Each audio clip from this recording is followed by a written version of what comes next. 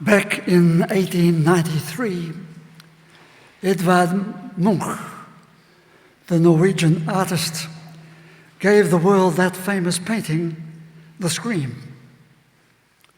It depicted a world swept into the all-encompassing swirls of fear. In the same year, he painted The Storm, showing a group of some 6 women watching out into the night, fearing what might have become of their men who had been out on the sea in the night. Such an emotion in 1893 and in the centuries long before it can be the emotions of people right here today, whether we live in Africa or Aleppo, Indiana in the United States, or Indonesia north of us, whether we live right in High Street in any Australian town, or in the peak hour traffic of Melbourne or Sydney any morning or evening. How is it that such a forceful emotion has been left to have such an unchallenged sway over human lives and human societies, generation after generation? And even today, with all of our knowledge and know-how, we remain its helpless victim. Or we use it as a ruthless instrument of human domination and human degradation, as in, for example, the torture chambers. From schoolrooms in our best schools to the privacy of bedrooms anywhere, that presence of fear parading, as Goya depicted it, as a colossus, scaring the lives of little children, silencing adults into submission. So in this address, I'm going to speak about this human emotion, a powerful part in human behavior, a powerful burden in human memory. It's fear. We use fear to protect us from danger and disaster. We use fear to control other people, to undermine their dignity. Fear can be a motivating force that provokes us to rise above our lower places and to examine the possibility of getting beyond those fears to the higher places. Fear provokes some to flee and some to fight. As we face full-on the fears of life, we frequently need a helping hand, literally or metaphorically, to help us stay steady, to help us maintain our focus, to help us transcend those intransigent states where fear dominates our thoughts, our emotions, our memories of the past, and our plans for the future. The Bible passage I read to you today from the book of Isaiah, the first servant song, has words relevant to us. I will take you by the hand, it says. I will give you the task to be a light to other people, and you will lead them through their dark places to new things that await them. You'll say, it doesn't happen. It doesn't happen that way. There's no helping hand available to us. We do not find the helping hand that will effectively help us. Fear can so consume us. Who will help us and what will help us? At the Big Tent group, the field officers group, just last week, I set before the group a print copy of August Schenk's painting of a sheep. You won't be able to see it, but I'll describe it to you. It has the sheep is standing out in the snow, and it's guarding its dead lamb. And around it, clustered around it, gathering in upon it, are the crows, coming closer and closer to it, wanting to devour the dead lamb and threatening to devour her if she doesn't let it go and move on, move away. Even the scene of the snow emphasizes the stark reality of her hopeless situation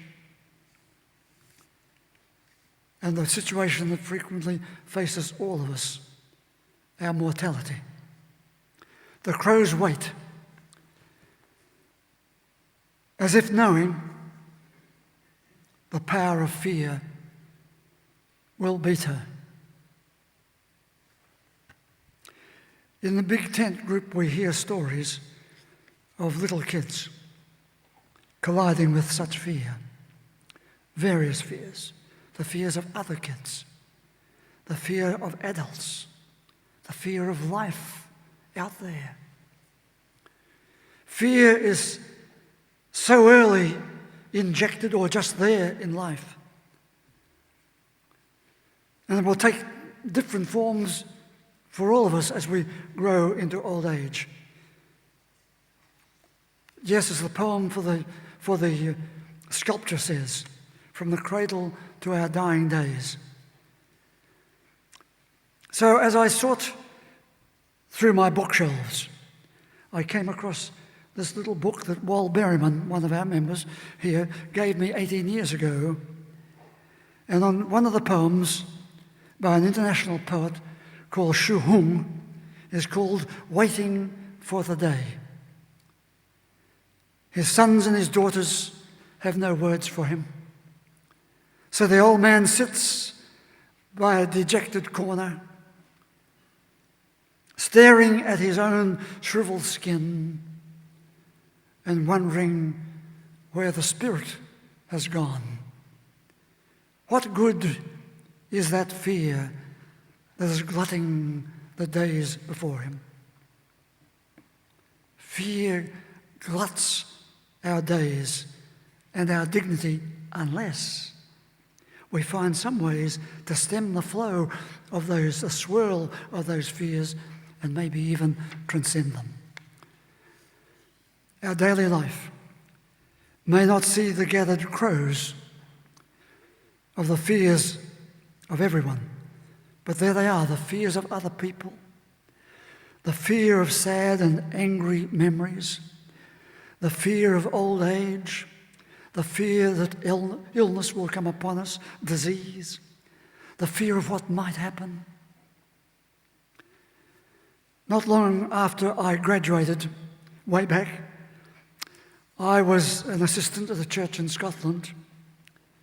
And one Sunday morning I took the topic for my Sunday address, some words that made the congregation wonder what on earth I was on about. Remember, it was several decades ago. And they had long since been accepting of the view that the Sunday morning sermon had to be something biblical, theological, and there it was. But my topic on the Sunday morning, which bemused them somewhat for a start, said, from ghoulies and ghasties and lang-leggedy beasties and things that go whoop in the night, good Lord, deliver us. Good Lord, deliver us from things that go whoop in the night. Scottish people did not know how to take this topic, but they had to admit that every night their sleep was on edge, waiting for the whoop of the night. We in Australia would write it all off as possums on the roof.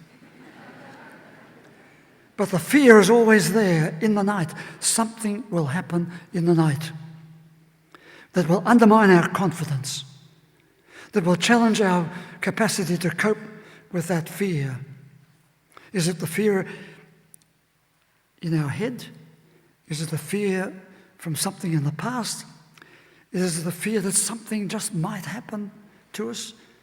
Is it the fear of an ongoing worrying imagination? Is there a hand somewhere to guide us out of our dark places, to lift us up over our gathering crows, as it were, and take us forward to a different place? The helping hand today comes to you in the form of my F paradigm. As you know, I've given some 40 Fs to help us cope with different aspects of life. Today I'm going to refer again to 6 of them relevant to our fear. 6 of them. Perhaps to help us transcend our fears. Number 1, some fears we know have a positive function. They protect us from our dangerous and dark places. In the days of our childhood, our parents used fear. In my own country boyhood, childhood, my parents had a well on the farm. It was there to provide extra water in the drought times, in the summertime. The opening of the well was about 1.5 meters square, and the well itself was about 40 meters deep. No, that's not right. 10 meters deep. So there it was. The opening was always covered. But as an extra precaution, to stay clear of that well, we were told to watch and never go near it, although in fact we had to go past it every day. But to consolidate the teaching, they installed in us the belief that if we went near that well, if we touched it, the wallabies would get us. Wallabies! We had no idea what wallabies looked like.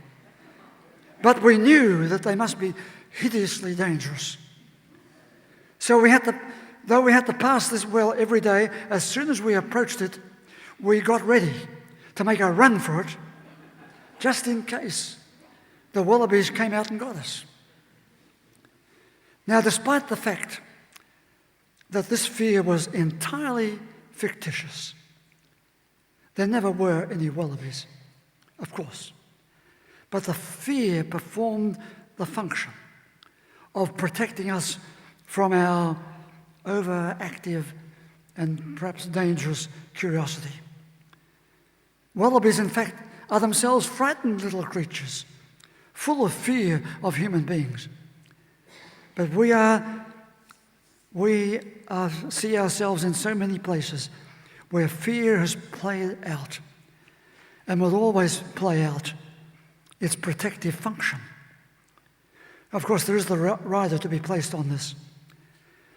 For the last decade, our nation has joined with several other nations as part of the fiction of fear, entailing huge losses of life, huge costs of infrastructure and the way of life. And that fictitious fear has become such a realistic fear that terrible things will happen. It brought additional fears over which we had no control. So fears have several possible functions. You can calculate them out. You can write them out. It points to danger and the avoidance of danger. It signals a need to listen to our symptoms. It says, get a helping hand, get some help at the right time. It says, it's a time to make thoughtful decisions. It says, what positive resources can be brought together to lessen the destructive power of our fears.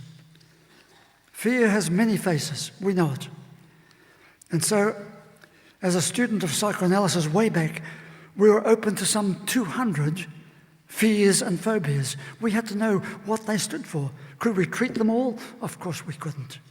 But our task was to know what fear was being active at a given time, what damage it could possibly do, and how to control it, how to prevent it in its various expressions. So there's a positive function in our fears.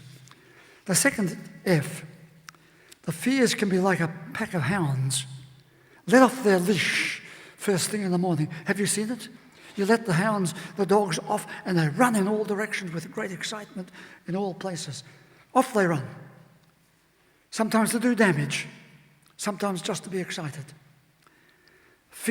Our fears need to be fenced off, recontained.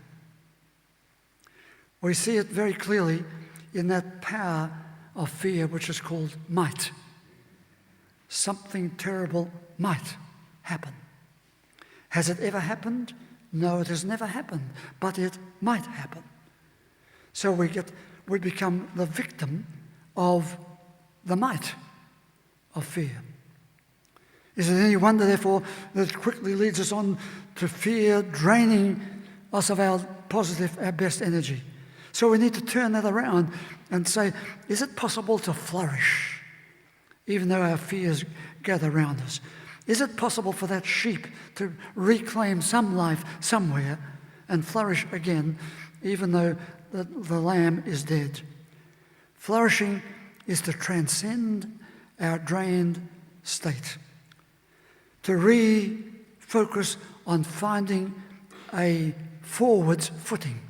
There's the F word, a forwards footing. Forwards footing. That's what transcending means, to find a forwards footing, a footing forwards. If we fail to transcend our fears, we become negative, fixated on our fears. Or the fears can fall into a backward movement, a backward mode. But to flourish means finding a footing to go forwards. FFF, finding a footing forwards. Sometimes that means getting out of the fear zone. You can be so paralyzed by the fear zone that there's where you stay, in more and more helplessness. It may mean letting go the dead lamb and finding a way forwards. The scripture passage with its wisdom stated to follow a light out of your dark places, a way to new things that are awaiting us. Of course, we know that's not easy. Again and again, we have to use a further F to filter out our tendency to get stuck in our fears and to filter in the good energy that will carry us in a better direction. So there it is, the F of filtering in the image of the helping hand. We all need that help. In fact, we all need any help at times. If we are going to face our worst fears and transcend them, then we need all the help we can get. So quickly we lose faith in that possibility. We lose faith in our positive energy. We lose faith in ourselves. We lose faith in other people. So the faith factor needs to be re-examined. It says to believe again, to believe in trees even though some get blown over. The faith factor. It says, though the crows in the painting depict the crow's darker side, the crows are also symbols of new beginnings. The crows are symbols of life's sacred continuities, symbols of life's hidden purposes. So the faith factor, F, it speaks of the positive function of our fears. It speaks of our capacity to learn ways to fence off our fears. It speaks of ways to focus on a new direction, a best direction. It speaks of ways to find a footing forwards. It speaks of our capacity to filter out the tendency to get stuck and to filter in our capacity to transcend our fears. As we transcend our fears, we are then lifted out of our darker places into a better place. So I've put before you these things. the good function of our fears, the fencing of our fears, the focus to bring us out of our fears, the forward footing for our fears, filtering out, filtering in, the faith factor. Transcend to lift us above them so that we're rising above our fears. You've probably seen a small caterpillar. If the caterpillar is attacked, you'll notice what it tends to do. It curls up, it shrivels into a small bulb to protect itself, perhaps, but it's very vulnerable. But later on, if the caterpillar, as it were, senses it's a better day is dawning, it stretches out again. Transcending means to come out of our shriveled up state and stretch out. Last Sunday, we had a discussion amongst the pianists here, or at least I provoked the discussion before church about the music of Franz Liszt. I visited his museum in Budapest on 2 different occasions, but I find his music laborious, heavy, and difficult to understand. Well, during this week, as I'm sorting through things, I came across a cutting that I'd saved from one of the journals some time ago. It's called Liszt, the Reluctant Superstar. And so it talked about Liszt, who died back in 1886. And it said this about him, that strange fellow as he was apparently a great teacher. And in teaching music to others, he often found that they really got too enclosed in themselves. So on one occasion, he said to his student, "Come over here to the window." And so they went over to the window. And there he opened to them, he pointed to the vista in front of him of Rome. The beautiful view of Rome, right down the river, over the rise, and into the distance to see the dome of St. Peter's.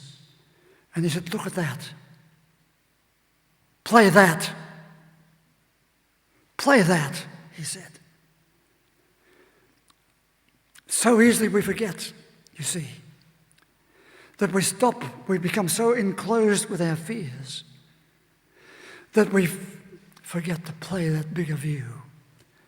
So next Sunday morning, as we come to Great Thanksgiving Day, I'd like to say to people, let us thank people like Franz Liszt, who spoke to us in our enclosed state and took us over to the window of life and said, "Play that.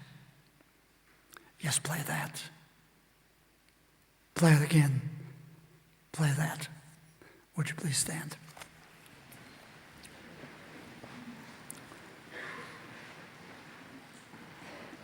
I invite you to pause now to be part of the sacrament.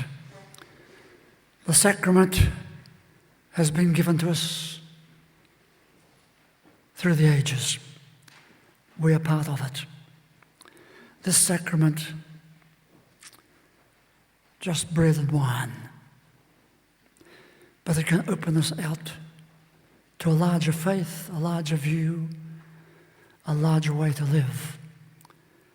So it's important from time to time that we pause and take the sacrament and allow it to open us to a new life. We sing the communion hymn.